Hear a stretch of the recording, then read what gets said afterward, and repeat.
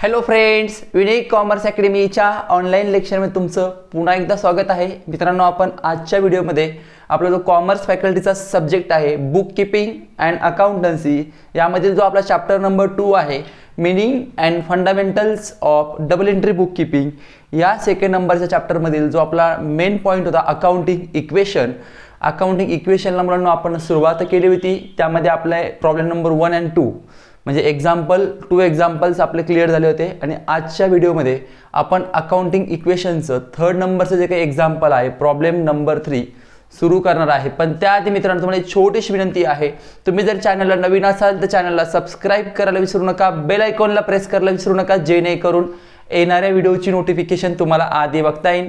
तुमची जर्नी 11वी पासून तर MCOM पर्यंत अशी सुरू राहणार आहे. आणि मित्रांनो, आपण मागील व्हिडिओमध्ये आपला जो पॉईंट होता अकाउंटिंग इक्वेशन, यामधील आपला जो काही problem number 2 means example number 2 आपण क्लिअर केला होता.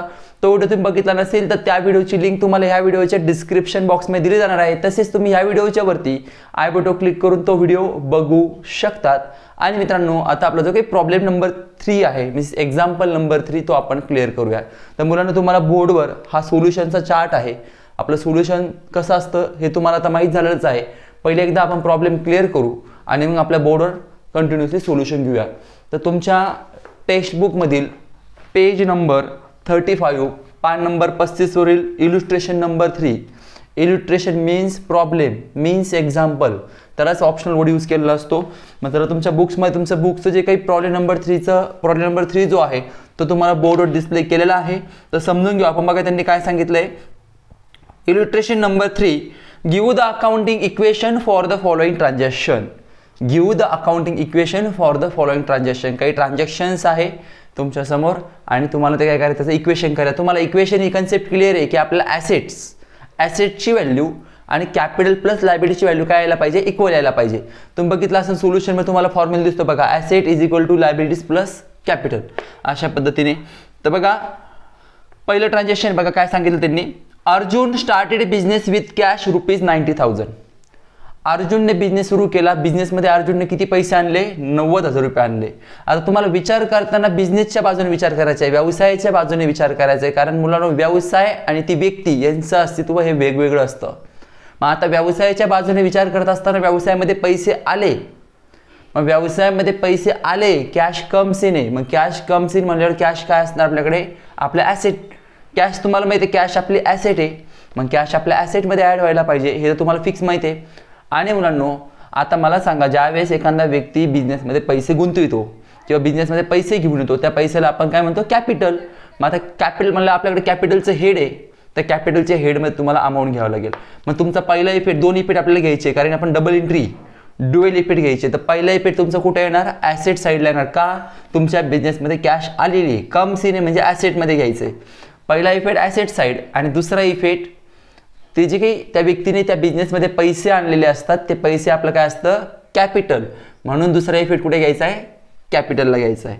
त्याच्यानंतर 2 नंबर परचेस मीन्स खरेदी करणे. तुम्हाला माहीत झालं आहे परचेसचं meaning. Purchase motor car on credit means उधारीवर. तुमच्या व्होकॅब्युलरीमध्ये तुम्ही कुठे केलेली असेल नोटबुकमध्ये तिथे लिहून ठेवा. ऑन क्रेडिट मीन्स उधारीवर. Purchase motor car on credit from Honda company. CO dot means company आहे, त्याचा फुल फॉर्म पण लिहून घ्या तुमच्या माहितीसाठी. होंडा कंपनी आहे. आता CO म्हणजे तुम्हाला वेगळं काही वाटत असेल, पुढे डॉट केलेलं आहे, पण होंडा कंपनी फॉर ₹30,000. बघा आपण एक मोटर कार परचेस केली. मोटर कार म्हणजे थोडक्यात आपली बाईक परचेस केली. किती रुपयाची बाईक परचेस केली, 30,000 रुपयाची बाईक परचेस केली. कशी परचेस केली, ती उधारीवर परचेस केली. आता पहिली गोष्ट म्हणजे मुलांनो, बाईक जी असते मोटर कार ती आपले ॲसेट असते. मग आपल्याकडे बाईक आलेली, परचेस केली म्हणजे काय केलं आपण, खरेदी केली. खरेदी केल्यावर ती वस्तू जी आहे, ती बाईक जी आहे ती आपल्याकडे आलेली. मग आपल्याला बाईक आली म्हणजे पहिला इफेक्ट ॲसेटमध्ये तुम्हाला ॲड घ्यावा लागेल. मग तुमच्या जे काही कॅपिटलवरती जी अमाऊंट होती ॲसेटची कॅश, त्याच्यामध्ये तुम्हाला ॲड करावं लागेल. कारण तुमच्याकडे वस्तू आली ना, गुड्स मोटर कार तुमची ॲसेट आहे, मग तुमच्या ॲसेटमध्ये ॲड व्हायला पाहिजे.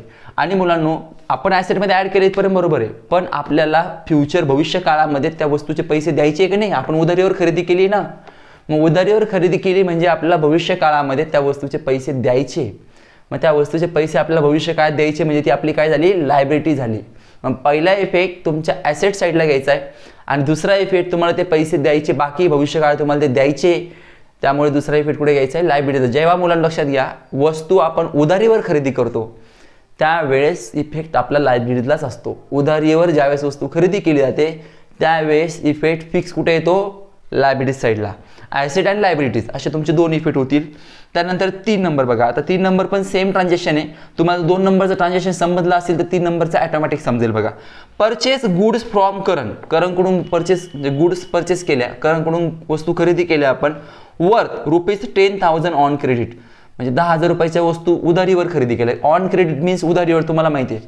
मग आता मला सांगा, तुम्ही करणकडून 10,000 रुपयाच्या वस्तू उधारीवर खरेदी केल्या. पहिले म्हणजे तुमच्याकडे वस्तू आल्या, तुमच्याकडे वस्तू आल्या की नाही. मग तुमच्याकडे वस्तू आल्या म्हणल्यावर इफेक्ट कुठे पाहिजे, तुमचा ॲसेट साईडला पाहिजे की गुड्स कम्स इन. वस्तू आपल्या बिझनेसमध्ये आलेल्या आहे.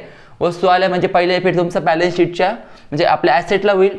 आणि दुसरं, आता मला सांगा, तुम्ही उधारीवर वस्तू खरेदी केल्या आहे. उधारीवर खरेदी केल्या म्हणजे तुम्हाला फ्युचर डेटला ते पैसे द्यायचे. मग तुम्हाला जर पैसे फ्युचर डेटला भविष्य काळामध्ये द्यायचे असल्यास आपण कुठे घेतो, लायबिलिटीज. म्हणजे इफेक्ट कुठे होणार, पहिला इफेक्ट ॲसेटमध्ये आणि दुसरा इफेक्ट लायबिलिटीजमध्ये. आता वस्तू आल्या म्हणून ॲसेटमध्ये ॲड होणार. वस्तू आल्या म्हणजे ॲसेटमध्ये ॲड आणि दुसरा इफेक्ट लायबिलिटीज साईडला घ्यायचा. म्हणजे मित्रांनो 2 नंबर आणि 3 नंबर ट्रान्झॅक्शन सेम होतं. त्याच्यानंतर 4 नंबर बघा. Good destroyed bye fire ₹1,000. Goods destroyed by fire म्हणजे आगीत गुड्स आपल्या जळाले आहे. आता मला सांगा, गुड डिस्ट्रॉय झाले 1,000 रुपयाच्या. आता 1,000च्या गुड डिस्ट्रॉय झाल्या म्हणजे आपल्या बिझनेसमधून गुड्स गेल्या ना, त्या डिस्ट्रॉय झाल्या म्हणजे काय दिसतं की आपल्याला तर 1,000 रुपयाची वस्तू नाही गेल्या. मग आपल्या बिझनेसमधून त्या गुड्स गोज आउट समजायचं. ज्यावेळेस आगीत जळाल्या म्हणजे लॉस झाला आपला.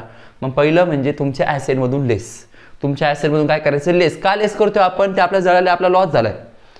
पहिलं ॲसेटमधून जर लेस केलं तर तुम्हाला माहिती आहे, ॲसेट जर लेस असेल तर कॅपिटल लेस. कारण की तुम्हाला सुरुवातीला सांगितले ती पेअर असते बघा. जर ॲसेट लेस झालं तर कॅपिटल पण लेस होतं आणि ॲसेटमध्ये जर ॲड केलं तर कॅपिटलमध्ये पण आपल्याला ॲड करावं लागतं. मग आता मला सांगा, तुमच्या गुड्स जळाल्या आहे. तुमच्या गुड्स जळाल्या म्हणजे पहिला इफेक्ट तुमच्या ॲसेटमधून लेस. मग आता ॲसेटमधून लेस आहे म्हणल्यावर सेकंड इफेक्ट कॅपिटलमधून लेस करायचे. ज्या वेळेस लॉस असेल त्यावेळेस दोन्हीकडून लेस करायचं असतं आणि ज्यावेळेस तुम्हाला प्रॉफिट दिसत असेल त्यावेळेस दोन्हीकडे ॲड करायचं असतं. हे लक्षात ठेवा. त्याच्यानंतर 5 नंबर आहे, depreciation on motor car for 1 year ₹1,000. आता मुलांना डेप्रिशिएशन म्हणजे काय ते सांगतो. डेप्रिशिएशन म्हणजे घसारा. जी आपल्या वस्तूची झीज झालेली असते, झीज, त्याला आपण डेप्रिशिएशन म्हणतो. आता उदाहरण घ्या मुलांनो, की तुम्ही जी काही मोटर कार बघा, तुम्ही 2 नंबरचं ट्रान्झॅक्शन बघा. तुम्ही मोटर कार विकत घेतली. किती रुपयाची मोटर कार होती, 30,000ची. पण मुलांनो ती मोटर कार घेतल्यापासून 1 वर्ष जी आपण मोटर कार यूज केली, त्या 1 वर्षामध्ये त्या मोटर कारची थोडीफार झीज झाली असेल का नाही. त्या मोटर कारची आता बघा 1 वर्ष तुम्ही गाडी यूज केली तर त्या गाडी थोडीफार झीज होत असते. मग किती रुपयाची झीज झाली, 1,000 रुपयाची झीज झाली म्हणजे तिची व्हॅल्यू 1,000 ने कमी होणार आहे. डेप्रिशिएशन हा प्रकारचा आपला लॉस असतो. तुम्ही लिहून ठेवा, डेप्रिशिएशन मीन्स लॉस. आणि त्याचा मराठी अर्थ लिहून ठेवा, झीज. त्याला घसाराही म्हटलं जातं. जेव्हा एखाद्या वस्तूची किंमत कमी होते त्या फरकाला आपण डेप्रिशिएशन म्हणतो. म्हणजे यूज करून तिची जी झीज होते त्याला काय म्हणायचं असतं, डेप्रिशिएशन. मग 1,000 रुपये डेप्रिशिएशन म्हणजे लॉस आहे. मग आता 1,000 डेप्रिशिएशन म्हणजे लॉस आहे म्हणजे पहिला इफेक्ट काय होणार, तुमच्या ॲसेटमधून लेस. आता तुम्हाला माहिती आहे ॲसेट जर लेस असेल तर कॅपिटल लेस. दोन्हीकडून काय करायचं, लेस. त्याच्यानंतर 6 नंबर आहे, good sold for cash. Sold means sales. कशा गुड सोल्ड केलं आहे, कॅशमध्ये. किती रुपयाच्या गुड सोल्ड केलं आहे, कॅशमध्ये. सोल्ड करताना गुड्स 5,000 रुपयाच्या सोल्ड केलं आहे. मग आता चला गुड्स सेल आहे. पहिली गोष्ट म्हणजे तुमच्याकडे कॅश येणार आहे. कॅश येणार आहे ना, मग कॅश येणार म्हणजे ॲसेट साईडला ॲड. कॅश येणार आहे म्हणून ॲसेट साईडला काय करायचं, ॲड. तुम्ही वस्तू विकल्या तुम्हाला पैसे मिळणार आहे का नाही, मिळणार आहे. मग पैसे मिळणार म्हणजे ॲसेटला ॲड. आणि दुसरा इफेक्ट, तुमच्या वस्तू जाणार आहे ना त्या बदल्यात. तुम्हाला पैसे मिळत आहे पण तुमच्या वस्तू जाणार आहे म्हणजे ॲसेटमधून काय करायचं, लेस. दोन्ही इफेक्ट ॲसेटलाच होतील. हे बघा सेल्स आलं ना मुलांनो तर दोन्ही इफेक्ट तुमचे ॲसेट साईडलाच होतात. त्याच्यामध्ये कॅपिटलचा रोल नसतो आणि लायबिलिटीचा पण रोल नसतो.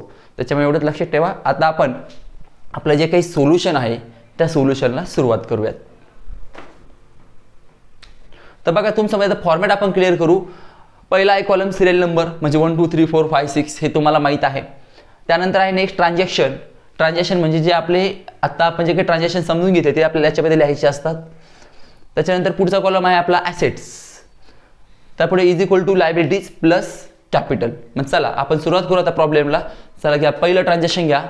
पहिलं ट्रान्झॅक्शन काय सांगितले बघा, Arjun started business with cash ₹90,000. चला सिरियल नंबरमध्ये घ्या 1 number. Arjun started business with cash rupees 90,000. आता बघा अर्जुनने बिझनेस सुरू केलाय, पैसे आले बिझनेसमध्ये, बिझनेसच्या हिशोबाने विचार केला, पैसे आले म्हणजे पहिला इफेक्ट तुमच्या ॲसेटमध्ये 90,000 तुम्ही घेणार इज इक्वल टू. आता मला सांगा तुमच्या ज्या वेळेस आपण बिझनेसमध्ये पैसे येतात त्या पैशाला आपण काय म्हणतो कॅपिटल. मग कॅपिटल म्हणल्यावर इथं डॅश करा, इथे प्लस किती घेणार तुम्ही 90,000. ओके, आता टॅली करून टाका, ॲसेट साईड टॅली करा.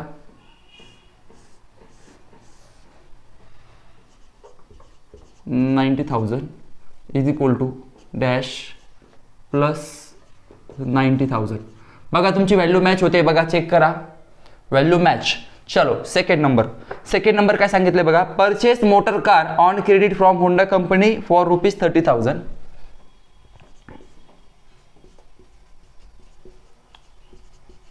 परचेस कार ऑन क्रेडिट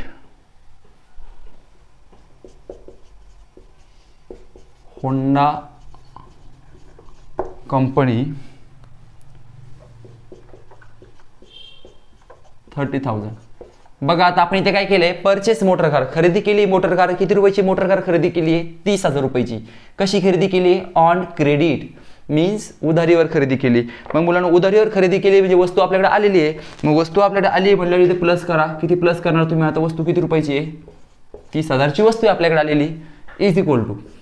आता तुमची जी काही मोटर कार आहे हिचे पैसे तुम्हाला द्यावे लागणार आहे की नाही फ्युचर डेटला. मग तुमची ती काय असणार लायबिलिटीजमध्ये 30,000 घ्या प्लस इथे किती घेणार डॅश करा किंवा 0 घेतलं तरी पण चालतं, त्याला काय अडचण नाही. तर आता टॅली करा. 90,000 ॲज इट इज तुमचे येतील, हे प्लसचं सिम्बॉल तसं आहे तसं घ्या. आता तुमच्या इथे 30,000 येईल आणि इकडे 90 + 30 1,20,000 येईल. बघा मॅच होते का 30 + 90 1,20,000 इज मॅच. ओके चलो third number, purchase goods from Karan worth ₹10,000 on credit. Purchase goods from Karan